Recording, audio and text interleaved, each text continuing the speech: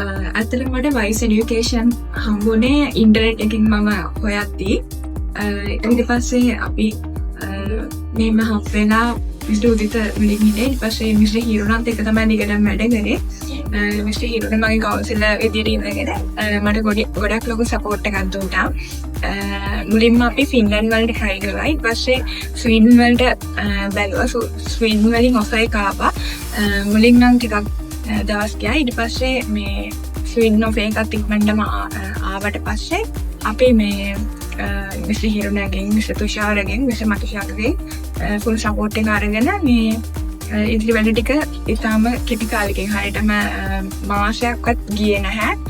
Documents ටික හදාගෙන අපි ඉක්මනටම මේ ඉන්දියා වීසා වලට ඇප්ලයි කරලා ඉන්දියා ගිහිල්ලා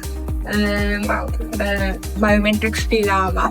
ඊට පස්සේ දවස් දෙකකින් මට වීසා එක ග්‍රෑන්ට් වුණා කියලා මේ නිවුස් එක ආවා.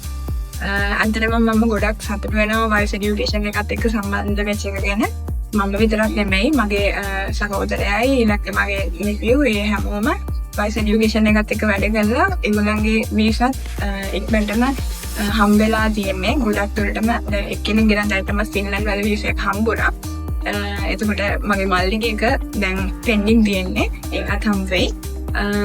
අන්තරම ගොඩක් සතුටුයි. අපි ගොඩක් තැන්වලට මුලින් ගිහිල්ලා ඒ තැන් හරි කියේ නැහැ අපිට. මෙතන වයිස් එඩියුකේෂන් එකට ආවට පස්සේ ඒගොල්ලෝ දුන්න සපෝට් එකයි ඒගොල්ලෝ ඇත්තටම ගොඩක් විශ්වාසනීයව කරපු ඒ වැඩ ඒ හැමදේම අපි දුන්න උදව් ඒ හැමදේම නිසා අපිට මේ වීසා එක ඉක්මනටම ගන්න පුළුවන් වුණා. ඒක නිසා ඇත්තටම අපි මිස්ටර් තුෂාරට ඒ වගේම මිස්ටර් මදුශංකර්, මිස්ටර් හිරුණ ඒ හැමෝටම ගොඩක් ස්තුතිවන්ත වෙනවා. Thank you.